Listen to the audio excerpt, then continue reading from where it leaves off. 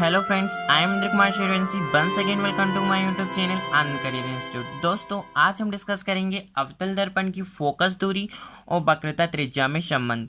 Exam में ऐसा भी पूछा जाता है दोस्तों, हमको डेरिवेशन दे देता है F = R/2 सिद्ध कीजिए। यह दोस्तों वक्रता त्रिज्या और फोकस दूरी में संबंध बताता है अवतल दर्पण में। चलिए दोस्तों, हम स्टार्ट करते हैं। फोकस दूरी और वक्रता त्रिज्या में संबंध अवतल दर्पण में। दोस्तों, काफ़ी इंपॉर्टेंट क्वेश्चन है, एग्ज़ाम में पूछा जाता है। जो अर्धवार्षिक एग्ज़ाम्स होते हैं उनमें तो यह आता ही है। चलिए दोस्तों, स्टार्ट करते हैं। काफ़ी इंपॉर्टेंट क्वेश्चन है दोस्तों, बहुत ही अच्छे से समझिएगा। दोस्तों, एग्जाम में पूछा जाता है अवतल दर्पण में फोकस दूरी एवं वक्रता त्रिज्या में संबंध स्थापित कीजिए अथवा सिद्ध कीजिए कि अवतल दर्पण में जो फोकस दूरी है वह वक्रता त्रिज्या की आधी होती है। अतः दोस्तों, हम हेडिंग डालेंगे अवतल दर्पण की फोकस दूरी एवं वक्रता त्रिज्या में संबंध स्थापित कीजिए। दोस्तों, अवतल दर्पण की बात कर रहा है इसलिए हम अवतल दर्पण यहाँ पे बनाएंगे। अतः अब भाई अवतल दर्पण की बात कर रहा है तो हम अवतल दर्पण ही बनाएंगे।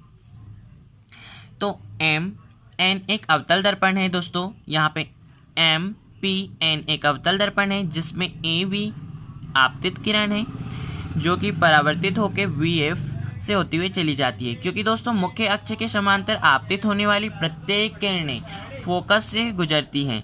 अतः यहाँ पे जो आपतित किरणें हैं वह AB होगी और परावर्तन होने के पश्चात वह VF परावर्तित किरणें कहलाएंगी। दोस्तों, हमने जो बिंदु B है उसे वक्रता केंद्र C से मिलाया, जिससे अभिलंब हमें BC प्राप्त हुआ। दोस्तों, यहाँ पे आप ध्यान से देखिए, आपतन कोण I हो गया है, आपतन कोण ABC जो कि आपतन कोण है, एक कोण ABC जो जिस पॉइंट पर दोस्तों हमेशा कोण बनता है, जिस भी पॉइंट पे कोण बनता है हम उसे बीचों बीच रखते हैं। हमें कोण B पे बताना है तो हम इसे इस प्रकार से लिखेंगे, कोण ABC = दोस्तों कोण CVF। क्योंकि दोस्तों हमें पता है प्रकाश के परावर्तन का नियम है, यह आपतन कोण और परावर्तन कोण बराबर होते हैं। दोस्तों, अगर आपको प्रकाश के परावर्तन के नियम नहीं मालूम है तो आप मेरी वीडियो के प्लेलिस्ट में जा सकते हैं। दोस्तों, अब हम देखते हैं, यहाँ पे आपतन कोण I है और परावर्तन कोण R है जो कि इक्वल है। दोस्तों, यहाँ पे एकांतर कोण को भी देख लीजिए आप। यहाँ पे कोण ABC जो कोण AB और C है दोस्तों वह एकांतर कोण है, कोण ABC तथा कोण FCV जो कोण ABC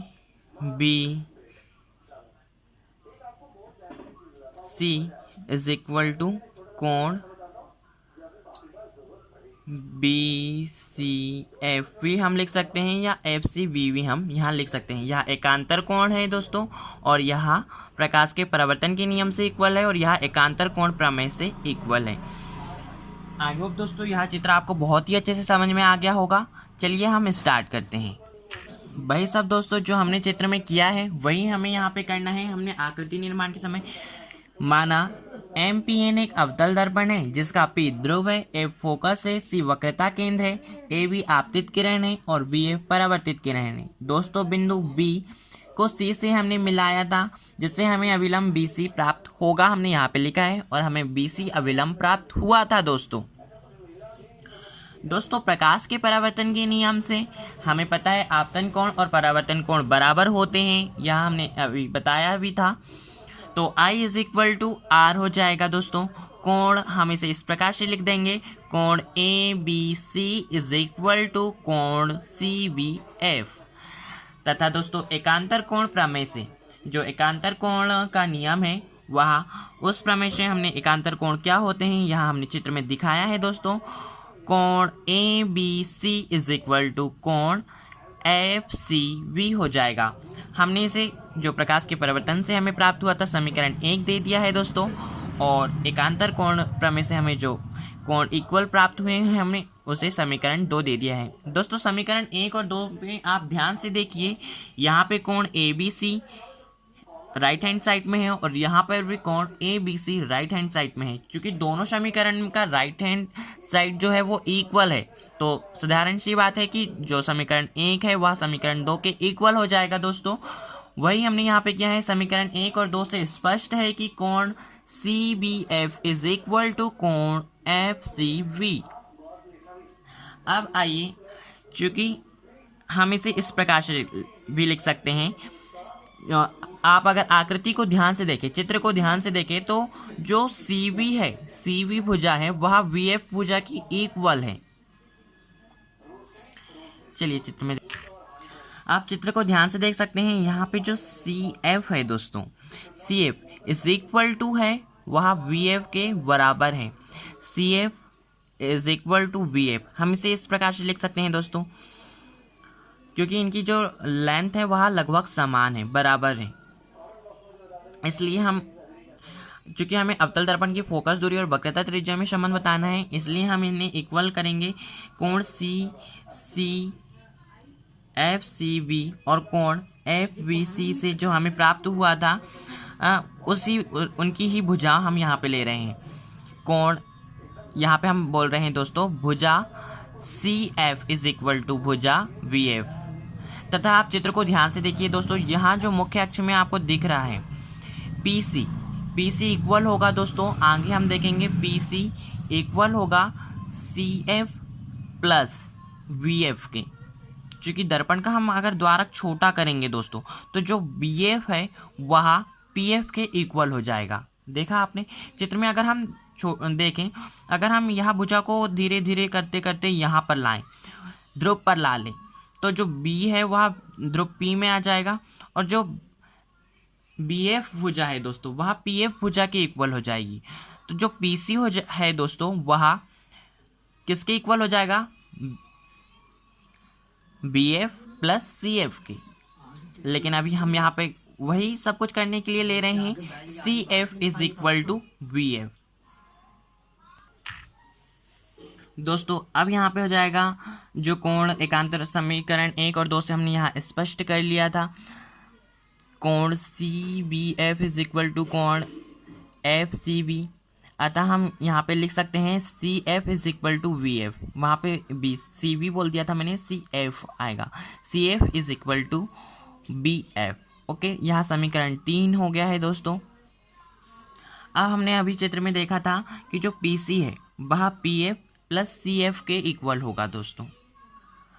जो PC है वह PF प्लस CF के इक्वल होगा। अतः समीकरण 3 से हमें जो प्राप्त हुआ है CF की वैल्यू वो हम यहाँ पे रख देंगे। समीकरण 3 से हमने मान रखा था दोस्तों, यह क्या हो जाएगा, PC is equal to PF plus BF।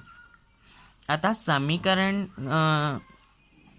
3 से जो हमें वैल्यू प्राप्त हुई वहाँ हमें रखने पर हमें यह इक्वेशन प्राप्त होती है, PC is equal to PF plus BF। और अगर हम दर्पण का द्वारक छोटा कर दे दोस्तों, मैंने बोला था कि अगर हम उसको छोटा करते करते अगर ध्रुव बिंदु B को हम P में ला दें, तो वह दोस्तों किसके इक्वल हो जाएगा, जो BF है वह लगभग बराबर हो जाएगा। लगभग बराबर का सिंबल है दोस्तों, यह PF के बराबर हो जाएगा।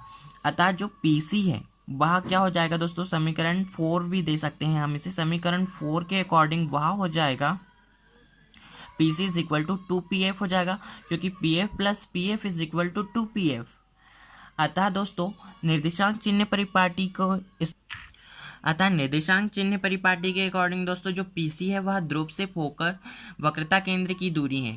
और हम जो ध्रुव से राइट हैंड साइड में अगर हम अवतल दर्पण में जाते हैं, तो ध्रुव से वक्रता केंद्र तक की दूरी, ध्रुव से फोकस तक की दूरी हम उनसे ऋणात्मक मापते हैं। अतः यहाँ पे माइनस R आ जाएगा। हम ध्रुव से वक्रता केंद्र तक की दूरी को R से मापते हैं, और यह राइट हैंड साइड में जा रहा है इसलिए ऋणात्मक है।